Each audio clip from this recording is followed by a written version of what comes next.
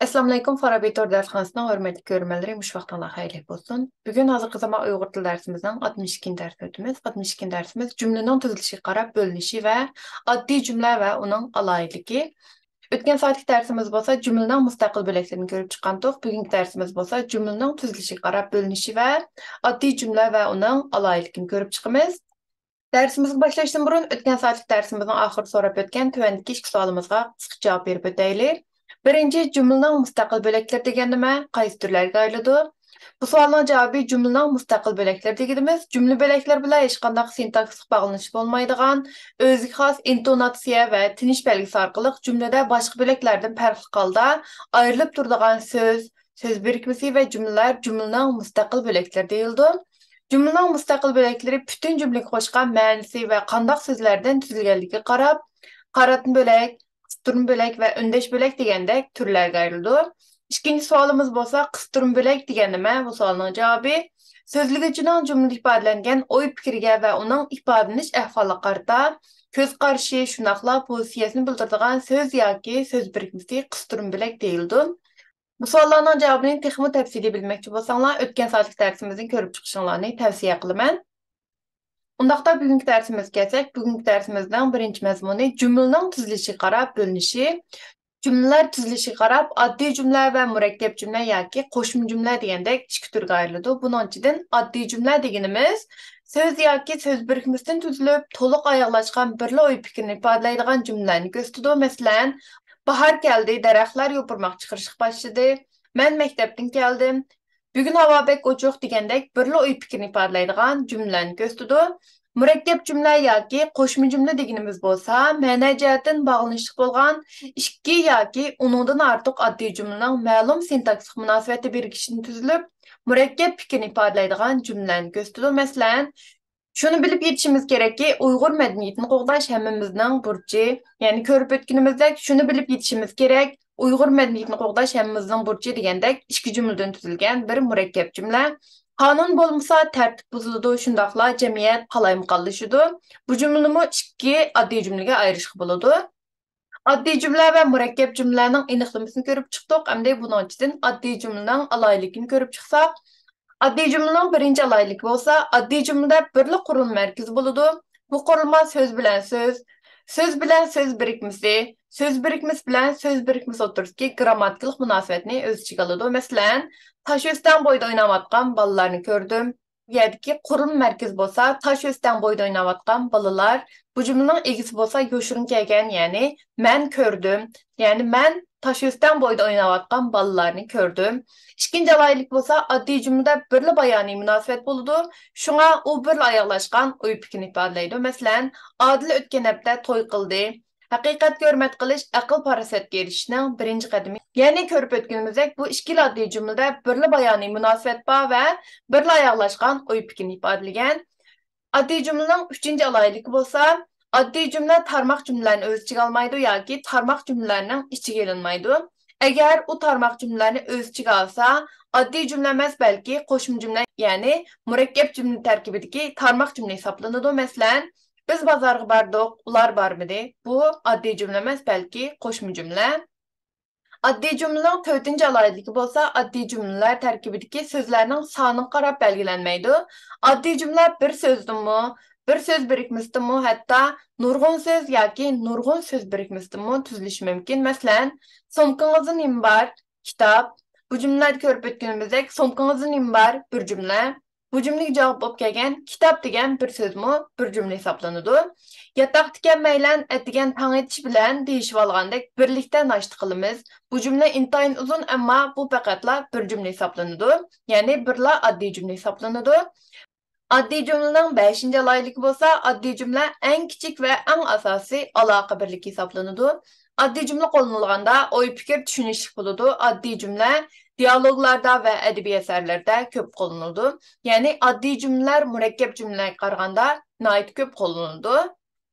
Addi cümlənin alaylığını görüb çıxdıq, əmdi addi cümlənin türlərini görüb çıxsaq, addi cümlələr baş biləklərdə tüzülgənligi yoki baş biləklər bilan əgəşmə biləklərinin aralışıb tüzülgənligiga qarab yığık addi cümle ve yiyik addi cümle degендek iki türge ayrıldı. Bunun içinden yığık addi cümle degenimiz baş beleklerden tüzülgen addi cümlelerini gösteriyor. Yani baş beleklerden tüzülgen degen vaqtda fakat igi bilen xabarda tüzülgen cümlelerini öz içine aldı. Mesela yağmur yağdı, men geldim, bahar geldi degендek faqatla igi ve xabarda tüzülgen cümlelerini öz içine aldı. Yiyik addi cümle degenimiz bolsa terkibide baş bölekmi Ergeçim bölek boğan addi cümlelerini gösterdi. Yani baş bölek degenimizde igi ve haberini öz içine alatdı. Ergeçim bölek bolsa eniqlıgıcı, toldurgucu, halet qatarlıq böleklerini öz içine aldı. Ama bu yerdeki ergeçim bölek boğan addi cümlelerini gösterdiği vaqtda bu cümlede çoxum ergeçim böleklerinin hemmisi buluş gerek degen şart emas. Belki ergeçmелeklerden birisi yoki bir neçesi bo'lishi mumkin. Masalan, men topshiriqimni ishlab bo'ldim. Bu jumlaning egisi bo'lsa men, xabar bo'lsa bo'ldim. Topshiriqimni bo'lsa bu jumlaning to'ldiruvchisi va ishlab bo'lsa bu jumlaning holati. Ya'ni bu jumlada ega, to'ldiruvchi, holat va xabar bor, ammo aniqlovchisi yo'q. İkinci cümleyi qarsak, bugün ukamdan to'lgan kunni tabrikladik. Bu jumlaning egisi bo'lsa yo'shirin kelgan va bu jumlaning egisi biz. Xabar bo'lsa tabrikladik. Bu yerdeki bugün bo'lsa bu jumlaning holati va ukamning bu jumlaning aniqlovchisi. Tug'ilgan kuni ne bo'lsa bu jumlaning to'ldiruvchisi. Üçüncü cümleyi qarsak, muallim bugün ders o'tmadi. Bu jumlaning egisi bo'lsa muallim va xabar bo'lsa o'tmadi. Ders bo'lsa bu jumlaning to'ldiruvchisi, bugun bo'lsa bu jumlaning holati hisoblanadi. Endi oddiy jumlalarning turlaridan ikkinchi xilini ko'rib chiqsak, oddiy jumlalar egisining bor yo'qligiga qarab, egilik oddiy jumla va egisiz oddiy jumla degandek ikki turga ayriladi. Buning ichidan egilik oddiy jumla deganimiz egisi bor yoki egisi aniq aytilmasimi, xabardan ifodalanib turadigan oddiy jumlalarni ko'rsatadi. Masalan, ta'tilda momamning uyiga bordim. Bu jumlaning egisi bo'lsa yo'shirin kelgan, ammo bu jumlaning xabardan, ya'ni bordim degan xabardan bu jumlaning egisi men ifodalanib turdi. İkinci cümle qarsak, Adil bugun sizni izlab kelibdi. Bu jumlaning egisi bo'lsa Adil va xabar bo'lsa kelibdi. Ya'ni ko'rib chiqqanimizdek, egilik oddiy jumla egisi bor yoki egisi aniq aytilmasimi xabardan ifodalanib turadigan oddiy jumlani ko'rsatadi.